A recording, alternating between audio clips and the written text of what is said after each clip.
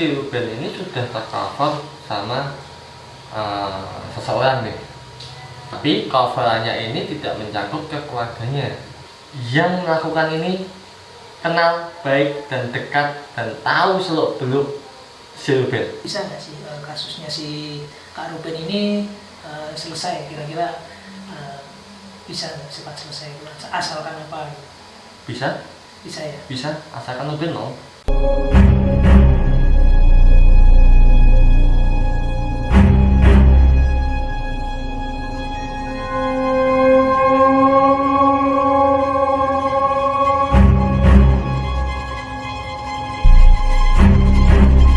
Apalagi dengan saya Diki Tama dan rekan saya Vidi. Bang Vidi. Nah, pada kesempatan kali ini kita kedatangan narasumber yang luar biasa teman-teman, yaitu Coba Bang, mungkin bisa memperkenalkan diri. Nama saya Seko. Bang Seto ya. Kita akan ngobrol-ngobrol, bincang-bincang dengan Bang Seto mengenai hal-hal yang spiritual. Ya, Bang Seto ini dulunya adalah teman sekantor sama saya ya Bang. Dan ketika dulu, Bukan temen sih, rival. oh iya rival ya, di kantor rival ya.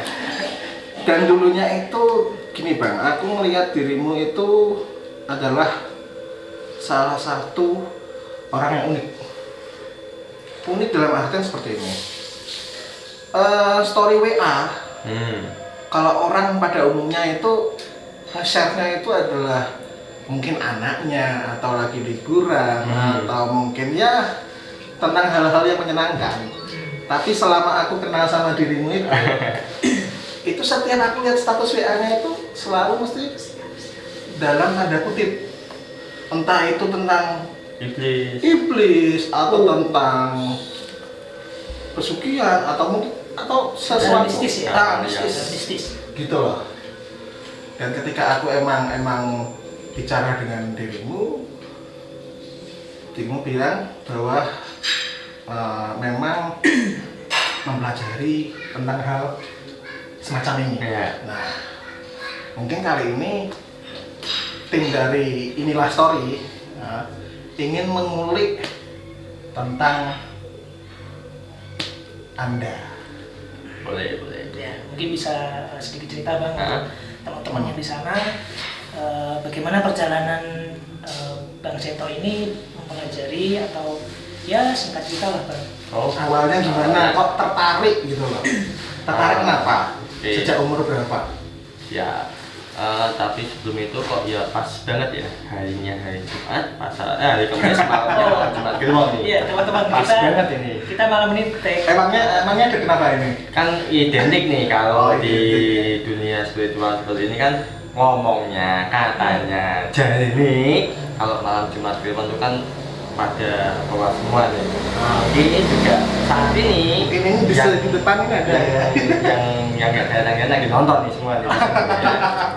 Oke, untuk pertanyaannya Mas Diki tadi, kenapa saya bisa tertarik? Awalnya gini, waktu itu kalau nggak salah 6 SD. Oh, 6 SD nih. 6 SD. 6 SD itu pengalaman pertama saya tentang goib. Apa ya? Pulang sekolah. Ya kan? Itu waktu saya masuknya pagi. Pulang sekolah, mau dibilang itu saya halu atau enggak, saya nggak peduli. Masa 6 SD saya pulang sekolah jalan dari Beladus sampai ke rumah saya, Gajah Mungkur nih, saya jalan.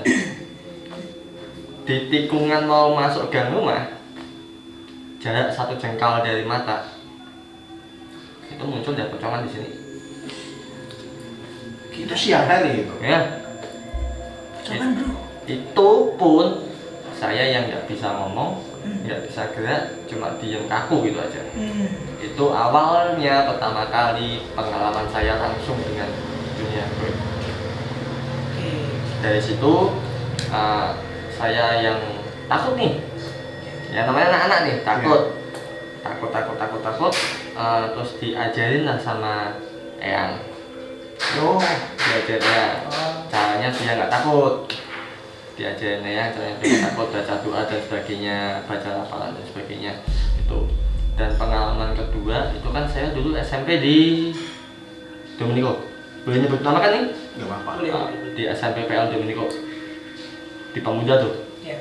Itu kelas 2, pulangnya jam 6:30. Di gereja itu kan ada jembatan tuh. Iya. Ya kan, jembatan kali kan ya, saya duduk situ. Pengalaman kedua ini tiba-tiba saya hilang. Semua pemandangan kota yang saat itu tahun berapa itu berarti? 90-an ya? 90-an. Itu berubah total. Berubah dalam arti apa? Semua bangunan jadi kuno. Oh. Jalan-jalan tidak seperti itu. Dan di Tugu Muda itu yang ada hanyalah pasukan Jepang yang berbaris tanpa kepala. Buset. Jalan. Itu hanya Itu jam berapa tadi? jam 6, setengah 7. Antara Maghrib. itu lah. Jadi Lebih maghrib. Ada apa transisi antara maghrib ke anu. petang ya coba. Nah, itu pulang sekolah, saya nunggu angkot di situ. Ya, disitulah mulai saya cari sana, cari sini. Benar. Saya potong. Itu untuk apa namanya, kejadian itu berapa lama itu? Kalau berapa lama saya nggak begitu ingat ya. Yang pasti Tapi itu itu- hanya sebentar. Tapi itu Oh. jenengan itu sadar. Antara sadar dan tidak. Saya sadarnya itu adalah ketika saya ditepuk sama kakek-kakek. Nah, dah. Oh, oke. Saya berarti langsung dek semua kembali. Jadi kayak flashback gitu ya Mas ya? Aduh, saya nggak tahu namanya itu apa ya. Mungkin bisa kalau anak-anak teman-teman dari Indigo mungkin bilangnya itu seperti penggambaran masa lalu, Iya. dimensi flashback masa lalu, mungkin betul. seperti itu. Dari situ saya mulai nih tertarik nih. Kok asik ya, bisa melihat masa lalu ya. Kok asik ya Pak.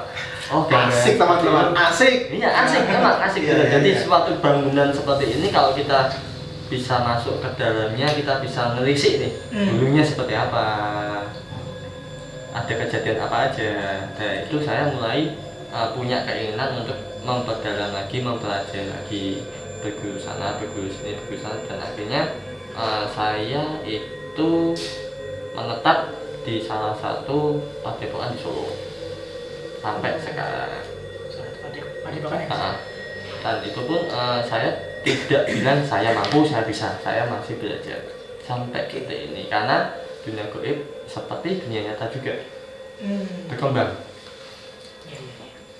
tidak monoton. Berkembang gimana itu Pak? Jadi gini, istilah kata dunia gaib itu juga mengalami kemajuan, bahkan lebih maju daripada kita. Oh, jadi tetap Walaupun ada kehidupannya. walaupun di film-film kayaknya kuno banget gitu kan, tapi tidak seperti itu. Beda ya. Nah, Mas Seto, Ya. kira-kira pengalaman yang paling mengerikan itu bertemu dengan hantu atau setan apa Mas? Misalkan buto hijau atau penguasa laut sana, laut merah atau apa nih Mas? Dan itu Oke, takut enggak? siap. Atau mungkin pocingki. Coba maksudnya. Anu ya, kue tempat. Ya. Oke, sebelum tak jawab, monggo diminum dulu. Oh iya. Ya, diminum dulu. Oke. Nanti saya jawab. Untuk pengalaman yang paling mengerikan ya, berarti itu kan pertanyaan itu kan ya? Iya. Pengalaman yang bertemu dengan hal gaib yang paling mengerikan itu adalah ketika saya beserta rekan-rekan di padepokan itu mencoba membantu mengobati seseorang yang terkena dalam tanda kutip guna-guna. Oh. Tapi itu karena kesalahan dia sendiri. Itu bentuknya adalah sosok siluman ular. Siluman ular. Dan apa namanya, saat itu orangnya saya akui juga kami gagal, orangnya meninggal. Itu kesalahan dia sendiri dalam gimana maksudnya? Kesalahannya gini, jadi gimana ya saya jelasinnya ya. Ketika dalam dunia gaib yang saya percaya itu kan keyakinan saya ya, Iya. mungkin di yang 1, 2, 3, 4, 5 itu mungkin berbeda. Tapi ketika di kami itu sudah melakukan ijab kabul, dalam arti ini bisa nih kamu yang melakukan kesalahan, kamu mau bisa dimaafkan, tapi sebagai gantinya kamu harus nyediain sesuatu. Misal itu, kalau nggak sanggup ya bilang aja nggak sanggup, tapi dia sudah menyanggupi. Oh, iya. Dia sudah menyanggupi nih. Begitu sampai hari H, ternyata dia mengingkari. Jadi ketika kalian sudah berhubungan dengan goib, ya kalau bilang ayo A, B ya B. Jangan sekali hari ini bilang telo, besoknya jadi bohong. Jadi dalam arti gini mas, sudah makhluknya itu sudah keluar tadi mau damai, asalkan misal nih minta sapi atau minta kambing ya. Kalau nggak sanggup ya udah bilang aja nggak sanggup. Nggak bisa. Jangan kamu bilang sanggup ketika hari H kamu membatalkan dengan sepihak. Fatal akibatnya nanti. Soalnya goib ya. Kalau sama manusia bisa. Mungkin masih kita bisa nego-nego ya. Betul. Seperti itu. Itu pengalaman yang buat saya masih membekas sampai sekarang. Saya gagal menolong. Nah, gini Bang, bicara mengenai guna-guna tadi ya. Kalau dalam dunia spiritual itu hal-hal yang seperti itu tuh ada jenisnya nggak sih? Maksudnya misalkan yang setahu setahu itu kan ada kayak guna-guna, santet, atau mungkin apalah. Pelet. Apakah itu ada bedanya? Kalau misalkan ada bedanya itu bedanya kayak gimana gitu? Siap. Jadi gini, kalau buat aku mohon maaf nih ya bagi teman-teman yang lain, pengetahuan saya masih dangkal. Jadi kalau buat aku semua itu masuk dalam satu rangkaian guna-guna. Oh, kepalanya guna-guna. Tetap tetap di guna-guna. Cuma bedanya kalau guna-guna itu biasanya contoh itu kayak kita membuat aura seseorang itu redup. Mungkin juga mematikan rezeki orang. Jadi semisal kita datang ke warung nih, warungnya buka, tapi kita lihat tutup. Orang lain. Nah, kita lihat tutup. Seperti itu. Terus ada lagi yang di pelet dan pengasihan. Itu satu lingkup lagi. Cuma bedanya kalau pengasihan itu umum. Jadi agar kita terbuka auranya, orang lain tuh memandang kita tuh enak, sejuk, nyaman. Tapi kalau pelet itu memaksakan kehendak kepada satu target. Jadi misalnya nih, kamu senang sama si A, nah kamu melet si A biar dia tertarik sama kamu. Tapi ini tidak akan berfungsi untuk si B, si C, si D. Karena targetnya cuma satu. Nah itu pelet. Kalau yang pengasihan ini kayak ngangkul semuanya biar ada rasa welas dan asih sama kita. Nah sedangkan kalau santet itu buat aku lebih ke arah untuk jahat gitu ya. Bisa ke nyawa, bisa ke keselamatan. Tapi dan satu parahnya dia tidak akan mentarget hanya satu titik. Maksudnya begini, kalian berkeluarga nih, saudara maksudnya, bukan pasangan, saudara. Siapa tahu juga kan? Bisa nih targetnya kamu. Tetapi kamu ternyata kuat menerima. Enggak, kuat dalam arti mental gitu. Kiriman mental. Dia tidak akan tinggal diam. Dia akan menyerang ke keluarga paling dekat yang disayangi. Itu sepengetahuan saya. Mohon maaf jika pengetahuan saya masih dangkal. Setuju mas.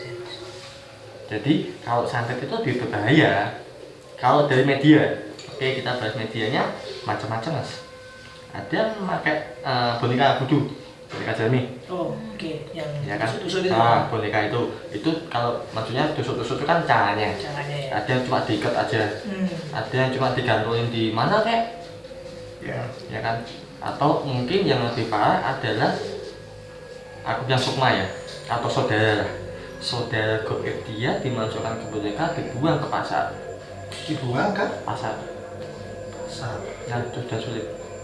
Tuh yang boneka ada juga yang memakai tanah kuburan. Tanah kuburan itu ngancamnya pati. Ngancemnya Pati gini. bisa pati rezeki, Oh, pati jodoh, Oh. pati nyawa. ngeri juga ya. Ya, kalau tanah kuburan, dan ini pasti sudah benar-benar dendam.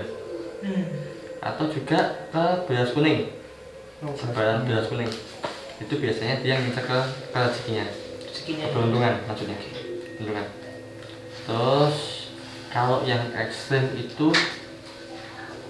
kalau yang ekstrim, yang setahu saya itu memakai 7 darah binatang liar.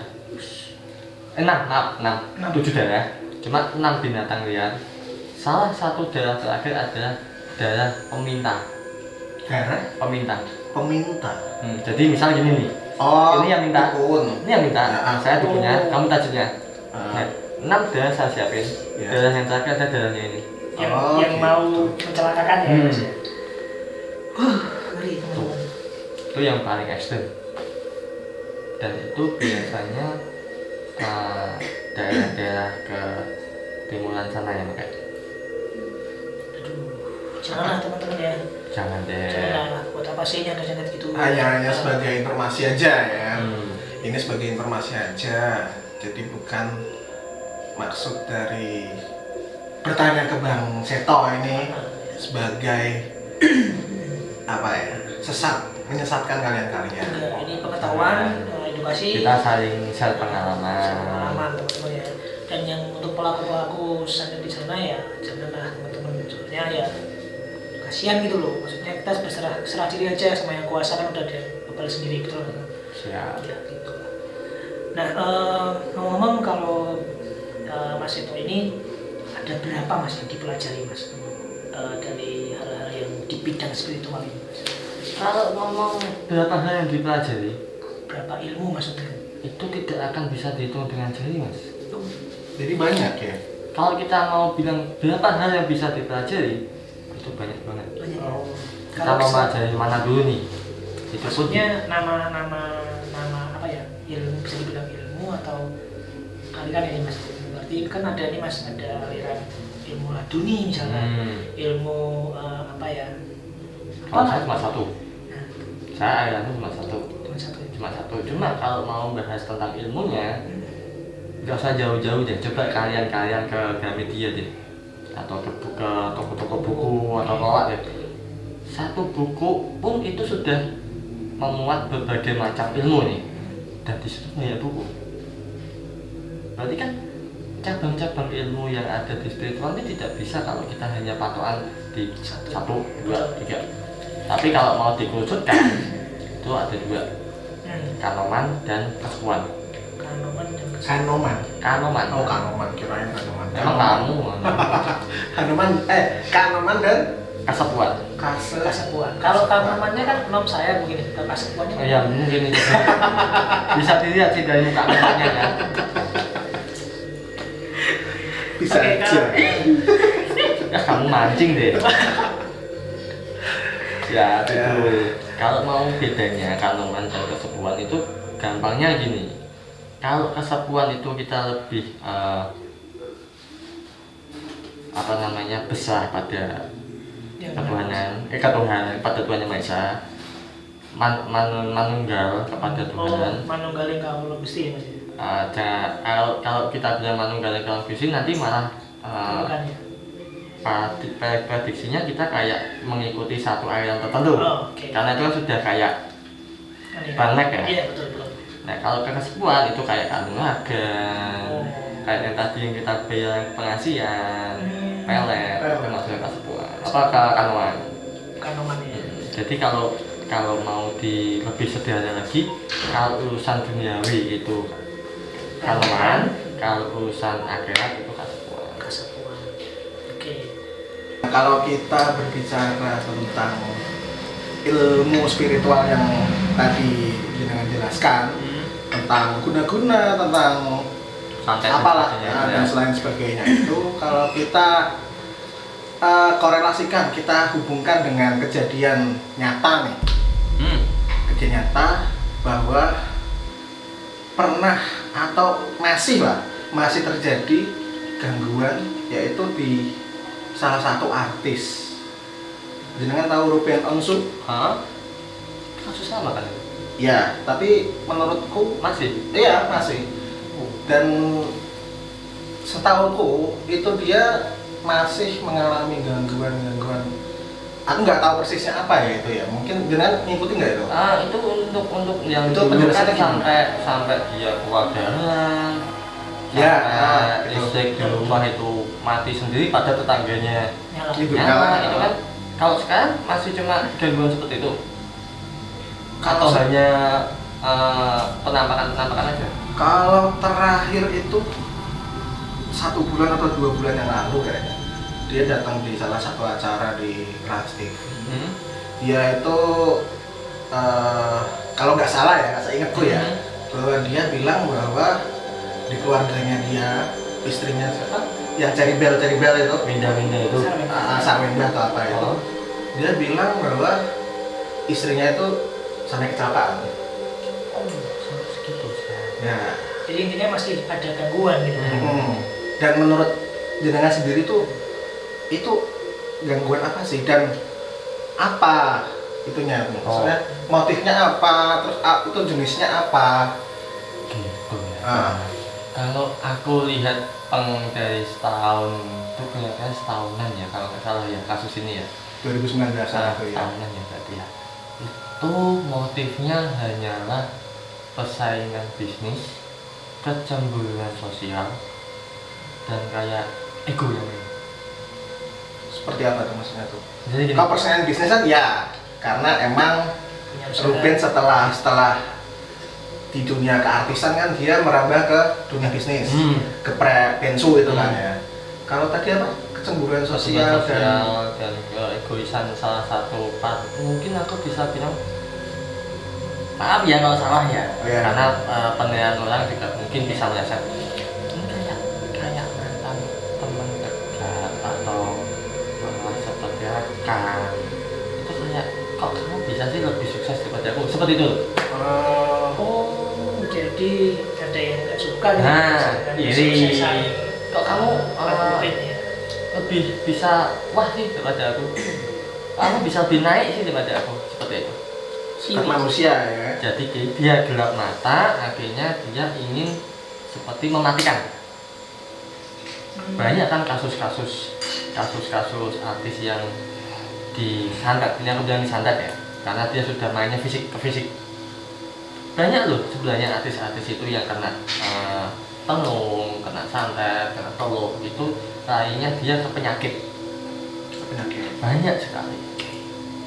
Cuma yang mungkin tidak terekspos. Kalau untuk Ruben sendiri itu apa? Guna-guna? Enggak, teluk, tenung, santet itu sama, cuma bahasanya beda. Apa itu?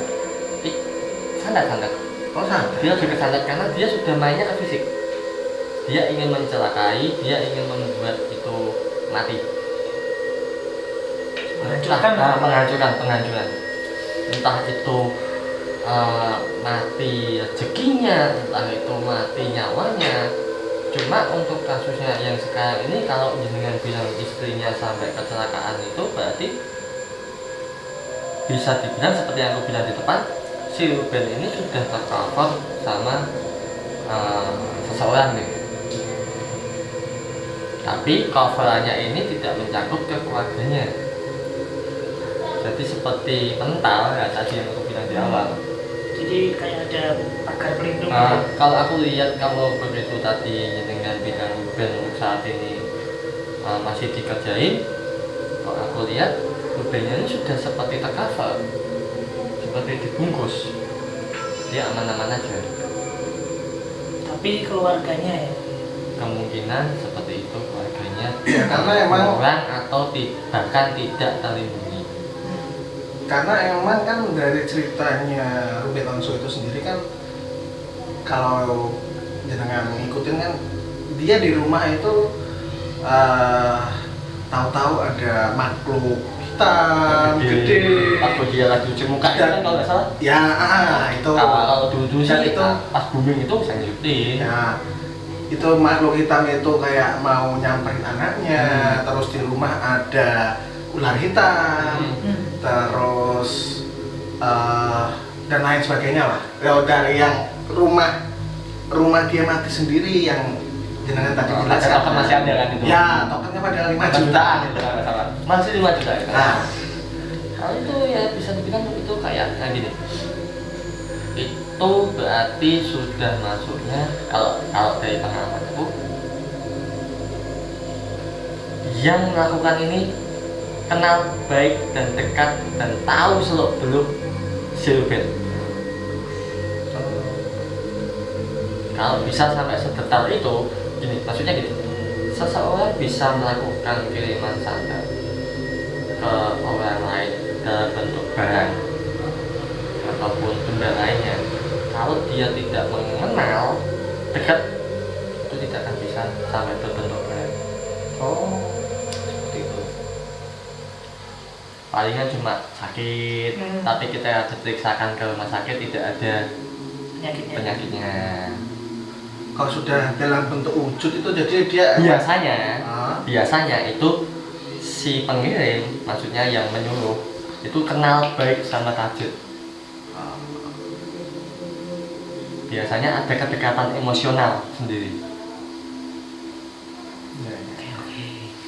Sebenarnya sih bisa dibilang kayak gini, kita terlalu dekat sama orang itu baik juga bisa tidak baik. Kita terlalu jauh sama seseorang itu juga tidak baik, tapi juga bisa jadi benteng kita sendiri. Jadi kalau mau misalnya pun kalau ada yang nanya, Bang, terus gimana sih caranya biar kita tuh tidak terkena guna-guna dan lain-lainnya? Nah, itu gimana itu? Sebenarnya simpel aja sih. Satu, nek kamu nggak mau digigit ya jangan gigit. Nek kamu nggak mau dijepit ya jangan jepit. Itu yang awalnya ke hubungan sama manusianya. Salinglah, maksudnya dekat-dekat aja. Jangan melukai perasaan, jangan nginjek-nginjek harga diri. Saya menjaga penghormatan, saya jaga nama baik. Itu yang awalnya. Yang kedua, perbanyaklah waktu kita merenung berdekat pada Allah. Tuh. Yang simpel-simpel lagi adalah bersedekah. Nggak usah setiap hari Jumat sedekah, nggak usah. Kamu ada niat mau sedekah ya sedekah aja. Mau itu 100, 200, 1000, 100.000, monggo, yang penting ikhlas hatinya. Itu nanti insya Allah kalau misalnya emang Tuhan mengizinkan akan membentuk benteng dengan sendirinya. Seperti itu sih kalau buat saya dengan kedangkalan ilmu saya ini. Jadi jangan melukai sesama Manusia. Dia perbanyak ibadah, mendekat kepada Tuhan, dan perbanyak sedekah ya. Itu kuncinya teman-teman ya. Dan kalaupun mau lebih luas lagi ya jangan melukai sesama makhluk hidup. Baik hewan maupun Tumbuhan. Karena semua juga pengennya masih. Betul. Oke, jadi tapi menurut Mas Ito ini bisa nggak sih kasusnya si Kak Ruben ini selesai kira-kira bisa cepat selesai asalkan apa? Bisa ya? Bisa, asalkan Ruben mau. Asalkan si Ruben itu emang mau menyelesaikan. Jangan cuma ya udah aku ikhlas. Oh, pasrah gitu. Nah, ya kalau mau selesaikan ya udah tutup benteng, dibersihkan. Ya kan? Misalnya rumah kotor, bersihkan aja dulu. Pintu tutup, kunci, selesai. Kasih benteng. Ngomong kasarnya itu seperti itu. Gambarannya seperti itu. Berarti selama ini Kang Ruben masih pasrah ya dalam penglihatan kita. Kalau dalam penglihatan saya seperti gini, dia itu orangnya kayak yang percaya tidak percaya, bahkan lebih condongnya ketidak percaya dengan hal-hal seperti itu. Iya. Menurut saya loh ya, menurut saya adalah dia sosok orang yang terlalu rasional. Logika gitu. Dia main logika dulu. Jadi kalau emang si Rubennya sendiri mau menyelesaikan, bisa. Dia tinggal minta tolong dengan mau kenalannya kan juga paling juga banyak kan mungkin. Iya. Kita kan tidak tahu kan. Tapi gini sih, yang aku tahu lagi yang di videonya dia itu dia bilang bahwa di rumahnya itu entah dikirim atau sudah ada. Bilangnya itu di rumahnya dia itu emang ada kayak semacam kerajaan gitu loh, kerajaan jin. Itu misalkan dia emang mau menyelesaikan ini sebenarnya bisa nggak sih? Gini, kalau misalnya itu tidak kiriman, kalau ini misal tidak kiriman ya, pernah nggak kamu ngikutin pada waktu ini booming-boomingnya beberapa paranormal terkenal itu sampai mau turun tangan nyelesain masanya juga? Belum pernah dengar ya? Nah, ada beberapa paranormal itu sampai nantang yang mengirim ini ke Ruben, ditantang loh. Dan kalau ini pun emang benar-benar itu sudah ada di situ ya, ini kita ngomong kasus lain nih, bukan santet lagi nih. Kalau santet tadi aku bilang sampai paranormal terkenal tuh sampai turun tangan dan bilang nantang bagi si pengirim, yang pengirimnya ini sampai ditantang loh sama paranormal ini. Berarti itu dalam arti memang kiriman, tidak ada di lokasinya rumah Kak Ruben, nggak ada kerajaan. Kalau itu aku alam ya. Cuma kalaupun misalnya ada, misal pun ada paranormal mungkin seperti itu ya. Nah, misal pun ada, ini mungkin juga digunakan untuk menyerang ke dia. Karena prinsipnya santet itu adalah aku, jin, tajir. Bekerja sama ya. Nah, tidak mungkin hanya aku dan tajir. Aku, jin, dan tajir. Jin yang digunakan siapa? Besar. Yang penting kekuatannya tinggi. Nah, kalaupun ini di rumahnya Ruben itu ada kerajaan jin, ya udah, kita temuin, kita tembung, kita ajak nego, kita ajak kerjasama, selesai baik-baik. Siapa yang diajak kerjasama? Jinnya? Jinnya. Sebelum kamu nempati rumah itu dia sudah ada di situ kok. Ya, biasanya seperti itu. Nah, ya udahlah, kita sama-sama tinggal. Kamu di alamnya, aku di alamku, kita tinggal di satu tempat, jangan saling mengganggu. Kalau bisa saling membantu. Saling mendoakan. Jadi kerjasama yang dimaksud itu saling mendoakan, saling mendoakan, karena itu berdampingan di alam lain, ya kan, makhluk gaib yang alam sendiri, manusia alam sendiri. Nah, kebetulan dimensinya itu di sini. Jadi kerjasama yang dimaksud bukan kerjasama cari yang enggak, kita saling mendoakan. Saling mendoakan, ya, karena makhluk-makhluk seperti itu juga butuh doa dari kita. Gitu teman-teman. Jangan salah persepsi ya. Takutnya salah persepsi. Iya siap. Biasanya sih seperti itu pandangannya, paradigmanya. Kalau kita jalan kerjasama tuh pasti kayak sekian dan sebagainya. Iya. Setuju sih, memang harus saling saling berdampingan tapi jangan saling mengganggu. Nah, oke, begitulah teman-teman ulasan singkat dari Mas Seto, dan kesimpulannya ya segala sesuatunya itu ketika kita belajar harus didampingi oleh guru. Siap, ya. Jadi ini bukan bermaksud untuk menjatuhkan atau menjelek-jelekan atau memberikan hal yang negatif, enggak. Kita cuma cerita, dan bila ada yang bermanfaat silakan diambil, bila itu tidak bermanfaat lupakan saja, abaikan. Gitu ya Bang Bidi ya. Betul.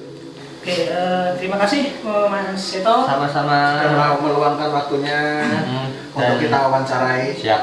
Dan saya mohon maaf kalau ada kata-kata saya yang salah, kalau ada pemahaman-pemahaman yang tidak sepaham dengan yang di luar, saya mohon maaf banget, karena saya tetap manusia dengan kedangkalan itu saya.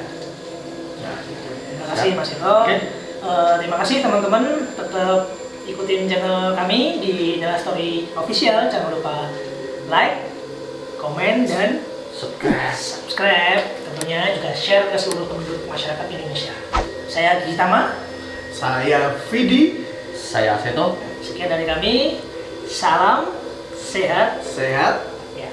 Terima kasih. Bye bye.